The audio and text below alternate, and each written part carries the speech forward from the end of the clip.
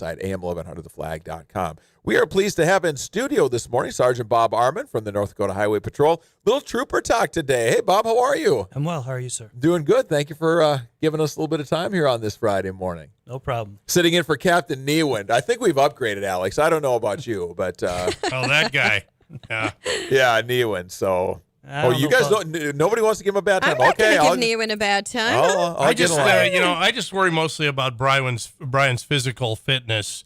He needs to get to the gym more often. I'm just saying, I like all my men in uniforms. It's all good. You for know Alex. me. Him and John, or I don't know who I'd be. Yeah.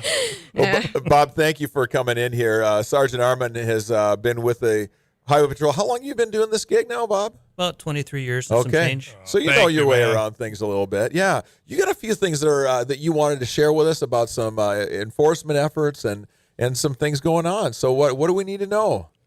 Well, March is our Drive Sober or Get Pulled Over campaign month. It's running through the whole month, so we'll be running some saturations and extra patrol to remove impaired drivers from the road. Because we're still running about 42% of fatalities are related to alcohol. Is that right? Yep. 4 out of every 10, huh? Yeah. So what do we need to know here? Just if you had something to drink, let somebody else drive. Don't get behind the wheel, right? That's the story. Yep. Uber. Make a good decision. If you're going to have a drink, get someone else to drive you home. You know, if you have a couple, there's Uber. There's lots of services available. And if you are driving, there's a good chance that you're going to run into somebody that's dressed like me or one of our counterparts, because runs concurrently with Minnesota, and the city and counties also help out and have extra patrols. Mm-hmm. How many times do you hear when you pull somebody over, I just had 1 or 2? I could probably retire by now. If you had a nickel. Yeah. Overall, how are attitudes about drunk driving? Does it seem like we're getting it better than we used to before, or do you think there's still a pretty big issue out there?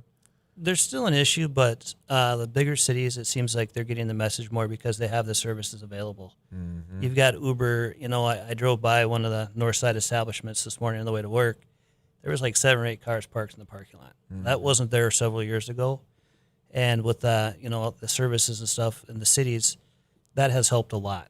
But then we still have the issues with the rural area where there's not Uber that's going to take somebody down, 25 miles out of town. Yeah, that's right. And that's where we'll concentrate some of our patrol efforts in the rural area where majority of our one-car rollover crashes are. Why March? Is there anything particular about March? It just coincides with the rest of the national campaign. Okay. So we work with the nationwide campaign and stuff. When they have their stuff, we run at the same time. Yeah, makes sense. Okay, what else do you want to tell us about today, Bob? Well, we're also in the hiring process again. Okay, Alex. You work with these fine men in uniform if you Well, I've got a gun training class I'm taking next week, so I'll be ready for it. That's the start. That would, yeah. No, we're in the hiring process through April 28th again. We just started a class in January, and once that's done, we're going to run it on the backside of that and try to get us up to close to being full force. Okay. And, there's some minimum qualifications out there. We want a 4-year bachelor's degree, or we'll have a 2-year degree with associates with 2 years experience. Okay. And we'll also waive that with 60 hours, semester hours in lieu of the associate. Okay. And after 10 years, you make about $75,000 with us. Well, that's not bad. Not bad at all. Nope. Yeah, and okay. when we pay you when you're in the academy, they make about $4,600 a month. Uh-huh. So when you're learning how to do the job, you're going to get paid. Okay. Starting salary is what? Right around $50,000. Okay. 50, 55. That's not a bad gig. When you recruit, you start off at $4,600 to $5,300. We kind of step it up if you have some previous lot experience. Sure, that makes sense. And then also the troopers start at $4,800 when they come out. Okay. And then you get $200 a month for miscellaneous stuff. Okay. Well, that's $2,400 a year. That's it's a pretty lengthy process. It's really streamlined now, though. It's only about 5 phases. Uh-huh. You'll know in a couple of weeks, 2-3 months. When I did it way back when, I think I applied February, and I didn't find out till December. Oh, wow. Okay. Things are a little different. The technology has gotten a little bit better on that. Yeah. That's good. The process is a little quicker, too. How many guys are you looking for? Or girls. Or girls. Sorry. It depends on, we always have a turnover if people retire, but I think currently we're like 6. But at any given moment, it could go up to 8, 9. I mean, it just all depends on what's going on at the department. Yeah. If somebody decides that they've had enough, or they find the job of their dreams and go off to a greener pasture if they think. Mm-hmm. Do you have any female troopers? Yeah, we have a couple female troopers. Okay. All right, good. Well, ladies, get in on the action there too. Yeah, good. No. And how about the youngsters? You're kind of trying to get some young people thinking about it too, right? Yeah, this summer will be our second annual Youth Academy in Bismarck at the Law Enforcement Training Center, July 27th through the 31st. We're looking for people 16 to 19 years of age. And if they want to find out more about what it's like to be a trooper, you go through some of the training, you get to do some of the stuff that we do, and see if there's something that maybe is that you want to do for calling later on. Mm-hmm. And you can go to NDHP or nd.gov/NDHP. Okay. And that should give you some information on that. Check that out. Yeah, a lot of us grow up thinking law enforcement would be a profession that we'd be interested in, and I think for guys and ladies that are interested in a job where no 2 days are the same. It's fast paced. You never know what the day is going to hold. There's plenty of excitement in the day, and if that's kind of how you're wired, it'd be great to take a look at and find out, right? See if it's for you or not. Well, yeah, and it's the fact that training is close to a year process before you're on your own. It's quite a bit of investment, and if at the end of that year you're like, this isn't my calling, Right.